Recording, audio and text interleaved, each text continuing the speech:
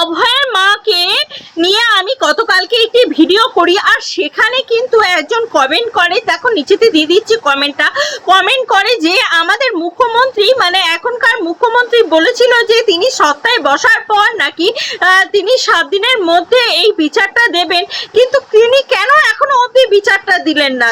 বলছি অভয়ার বিচারটা কি হাতের মোয়া যে দিলাম আর গেলাম আর খেয়ে নিলাম? তিনি সপ্তাহে বসার পর তিনি দেখেছেন যে এটাকে ভেতর থেকে নির্মূল করতে হবে, আর ভেতর থেকে নির্মূল করার জন্য কিন্তু তার সময়ের দরকার। তার কিন্তু তিনি কিন্তু ওপরে নির্মূল করতে চাইছেন না। ওপরে নির্মূল করতে চাইলে তাহলে তো কয়েকটা লোকজনকে ধরে এনে বেঁধে এনকাউন্টার করে দিলেই তো হয়ে যেত, কিন্তু তিনি এরকম কিন্তু চাইছেন না আগেকার সরকারের মতন। তিনি চাইছেন যে সঠিক মানুষের সাজা পাক এবং একেবারে ভেতর থেকে নির্মূল হোক, সেই জন্য তিনি ধীরে খাচ্ছেন, সেই জন্যই তো তার এত সময় লাগছে। বুঝতে পেরেছেন? আমাদের সরকারের উপরে বিশ্বাস রাখুন, আস্থা রাখুন, কারণ আমাদের অভয়ার এই ঘটনাটি ঘটেছিল, এটা কিন্তু দীর্ঘ একটা ঘটনা। এটা আপনার মতন কিন্তু এটা একদিনের ঘটনা নয়, এটা কিন্তু অনেক দিনের, অনেক পুরনো। এর সূত্রটা কিন্তু পিছনে যদি সূত্র দেখতে যান না, এর সূত্র কিন্তু অনেক গভীরে রয়েছে, যে গভীরে হয়তো হতে পারে আমাদের হীরক রানীর পুরো পরিবার জড়িত, হতেই পারে, মেবি হতেই পারে, সেখান থেকে হতেই পারে যে সমস্ত কিছু রক্ষা করার জন্য এরকম কাজ করা হয়েছে, হতেই পারে।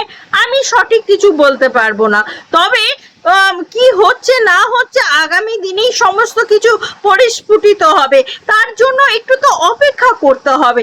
অপেক্ষা না করলে আপনারা জানতে পারবেন কি করে এর মূলে অ্যাকচুয়াল ঘটনাটা কি ঘটেছিল?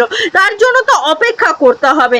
আর আমরা যদি মুখ্যমন্ত্রীর উপরে অপেক্ষা মানে ধৈর্যটা না ধরি, অপেক্ষাটা যদি না করি, তাহলে তো আমরা জানতে পারবো না আসলে ঘটনাটা কি কারণে ঘটেছিল।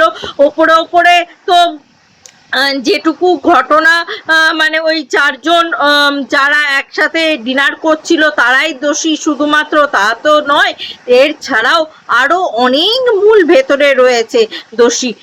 আমি বলছি নাই যে ওই 4 জনই শুধু দোষী বা ওই 4 জনই দোষী, এরকম কোনো কথা বলছি না। এই সমস্ত কথা তো আইন বলবে, সমস্ত কিছু প্রমাণ তো আইন দেবে।